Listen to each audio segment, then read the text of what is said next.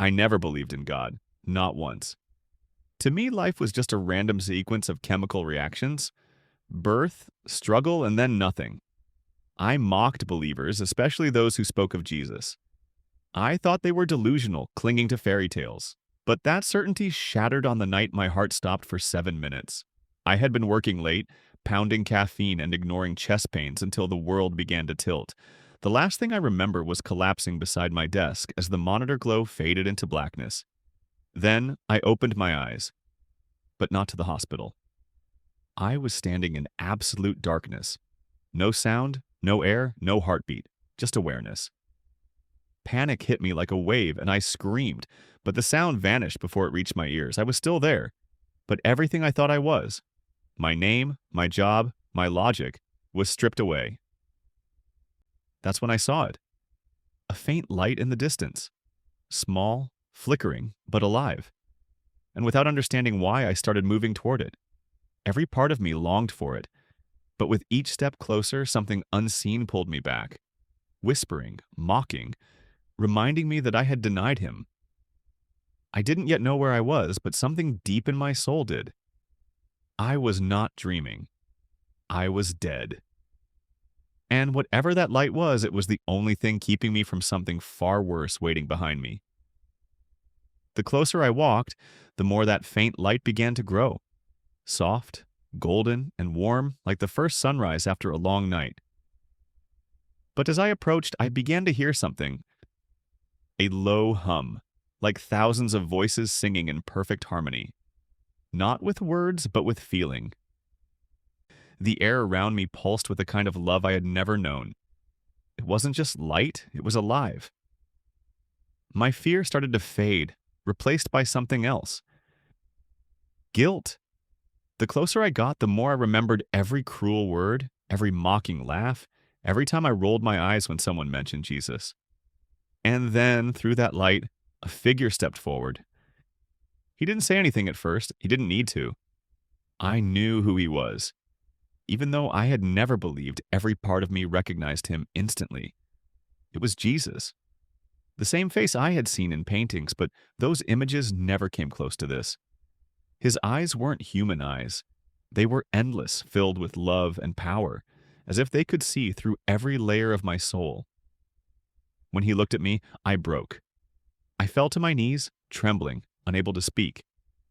I expected anger, judgment, or fire. But instead, he said my name. My actual name. The way he said it. It wasn't loud, yet it echoed through everything I was.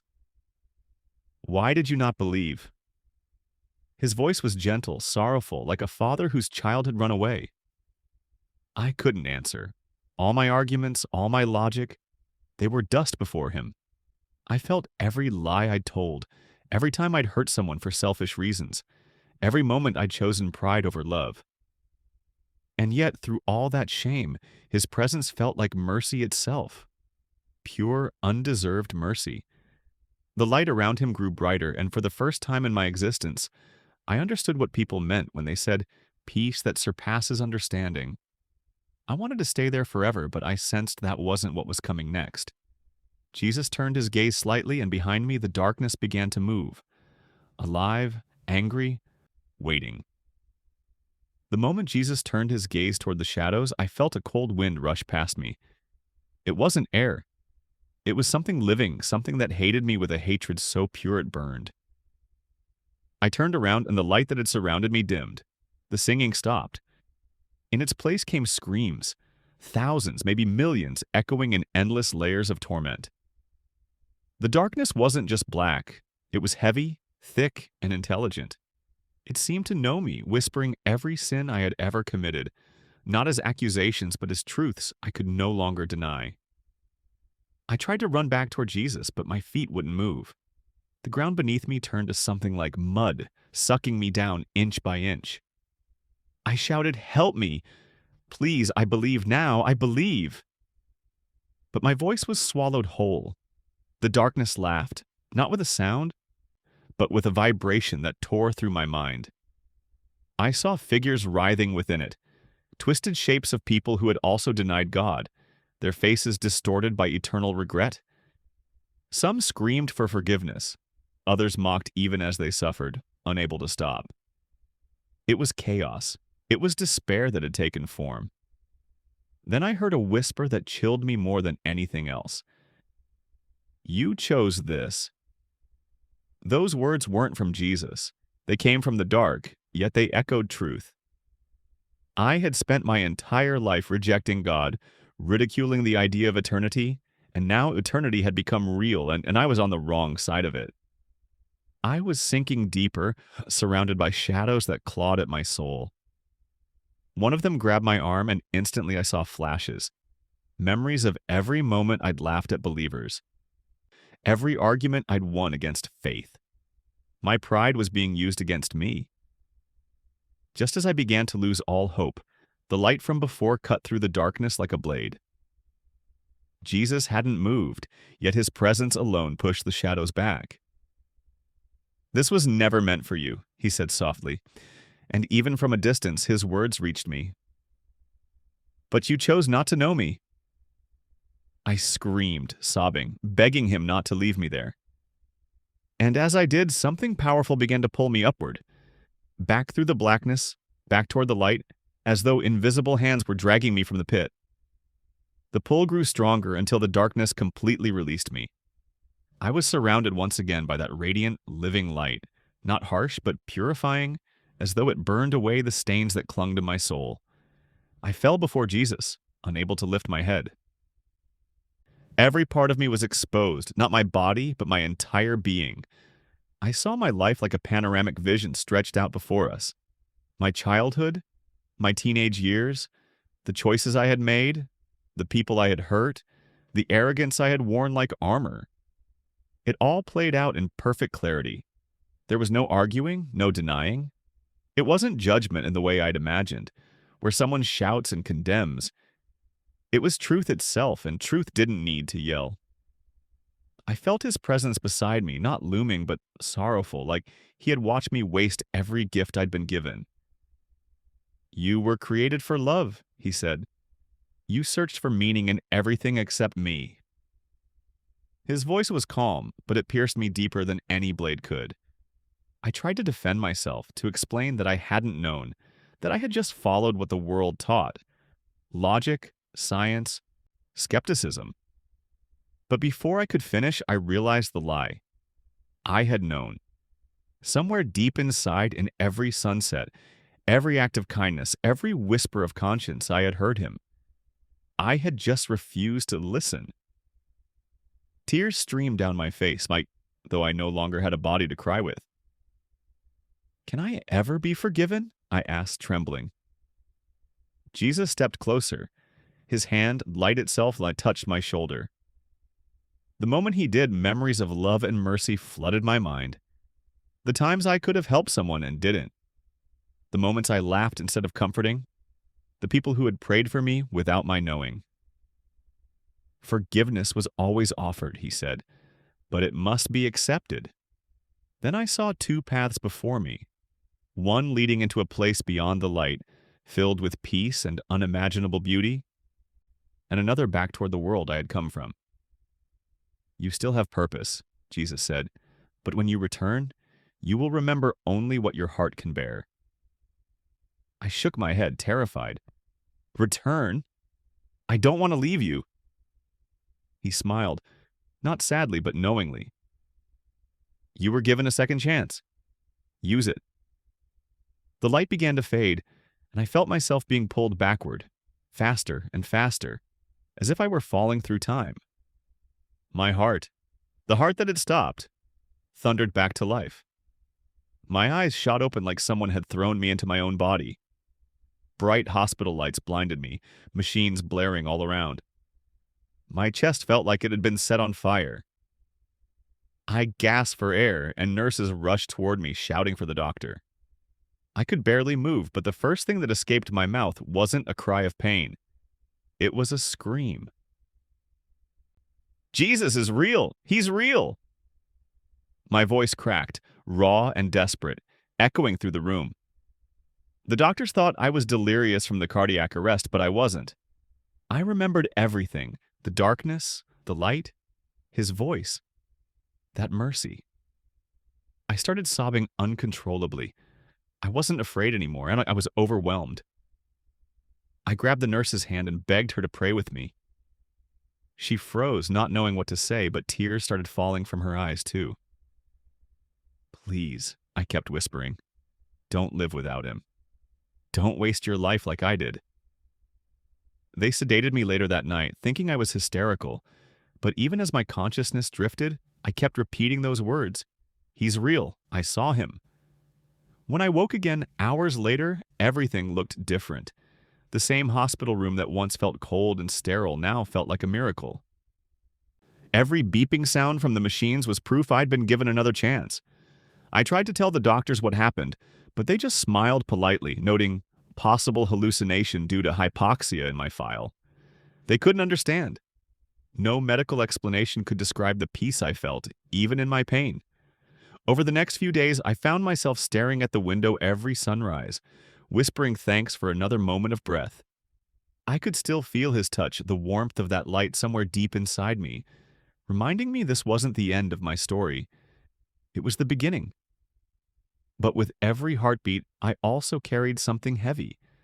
The memory of the darkness, the screams of the lost, and the realization that so many, like I once was, would never believe. Until it's too late. When they finally discharged me, the world felt different. Not because the city had changed, but because I had. The sound of cars, the chatter of strangers, the rustle of trees. Everything carried meaning. Every moment felt borrowed, sacred. I couldn't go back to the person who had walked into that night with a proud, unbelieving heart. I spent the first few days at home in silence, just trying to make sense of it all. But each time I tried to forget or rationalize it as a hallucination, his voice echoed inside me. "You still have purpose." That sentence wouldn't let me rest. It became the pulse behind every thought. I began to pray, awkwardly at first, stumbling over words I'd never used sincerely before. I opened a Bible for the first time in my life, expecting to find confusion, but instead I found life. Every page felt alive, as though the same light that had surrounded me was flowing through the words. The stories I once mocked suddenly reflected my own soul, especially the parable of the prodigal son. I wept reading it, realizing that I had been that son all along, running from the father who had never stopped waiting. Then something strange began to happen. People started reaching out. Old friends, coworkers, even strangers online. All asking if it was true that I had died. And I told them. Every time. I didn't hold anything back. Some mocked me, just like I once mocked others. Some rolled their eyes, but others, they listened. I remember one night, a friend who had been battling depression called me after watching my testimony video. He said, "If God can forgive you, maybe he can forgive me too." That moment broke me. It was then I understood what Jesus meant by, "You still have purpose." I wasn't saved just to escape death. I was saved to wake others up before they fall into the same darkness I saw. Every person I meet now, I see as someone walking toward eternity, whether they believe it or not. And I can't stay silent, not after what I've seen. The same hands that pulled me out of death are reaching for them too. And now I've made it my mission to make sure they know it. There's one part of my experience that I hesitated to share for a long time. Not because I was afraid people wouldn't believe me, but because of how real it still feels when I think about it. Before Jesus sent me back, he showed me something. It wasn't a vision of heaven, nor a clear image of hell, but a glimpse, a warning. I saw millions of souls wandering in darkness, not screaming in physical pain, but trapped in eternal awareness of what they had lost. They remembered every time someone told them about God, every moment they ignored a chance to turn back, every time they said, "I'll think about it later." In that place, there is no later, only regret. Jesus didn't show me this to terrify me. He showed it because he wanted me to understand how serious every moment in this life truly is. I saw people who had lived good lives, moral, kind, intelligent, but they had chosen to live without God. They didn't hate him, they just didn't care. And that was enough to separate them forever. I heard one voice cry out from that darkness. I thought he'd understand my reasons. It still echoes in my mind. I realize that indifference can be more dangerous than hatred, because indifference blinds you quietly, while hatred at least forces you to look at what you're rejecting. When I came back, I felt this heavy conviction that time is running out for so many. Not because of doom or prophecy, but because none of us know when our moment will come. I was gone for just 7 minutes, but for some people there won't be a second chance. I don't say this as a preacher or saint. I say it as someone who's seen both sides and knows what it means to be lost. The warning is simple but urgent. Don't wait to believe. Don't wait until you need proof. Because when death comes, and it will come, belief isn't an option anymore. It's a memory of the chance you missed. Jesus wasn't asking for perfection. He was offering mercy. But mercy, I learned, must be accepted before the final breath. That's why I speak. That's why I share. Not to impress, not to convert by fear, but to save whoever still has time to listen. If you've heard everything I've said and still think it's just a story, I understand. I used to think the same way. I spent years believing that faith was for the weak, that science had all the answers, and that life after death was a myth people told themselves to feel better. But now, after dying and meeting the one I had mocked all my life, I can tell you with every fiber of my being, I was wrong. Eternity isn't an idea. It's real. And Jesus is real. He isn't a religious symbol or a historical figure. He's alive, and he knows your name. I was dead for 7 minutes, but those 7 minutes felt like forever. In that time, I learned what I had ignored for a lifetime. The truth is simple. When the body dies, the soul doesn't. You don't just fade away. You wake up. And what you wake up to depends on the choice you made with your heart while you were still alive. I didn't choose him then, but he chose to show me mercy anyway. I came back, not because I deserved it, but because grace is that powerful. I don't want anyone to find out the truth the way I did, through terror and regret. If you're still breathing, you still have time. Talk to him, even if you don't know how, even if you're not sure he's listening. Just say his name, Jesus. You don't need perfect words. You don't need to clean yourself up first. I met him covered in my sins, ashamed and broken, and he still reached for me.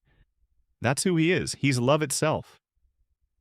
So this is my plea, not as someone who read it in a book, but as someone who's seen both sides of death. Don't waste another day without him. Your heart is beating right now for a reason.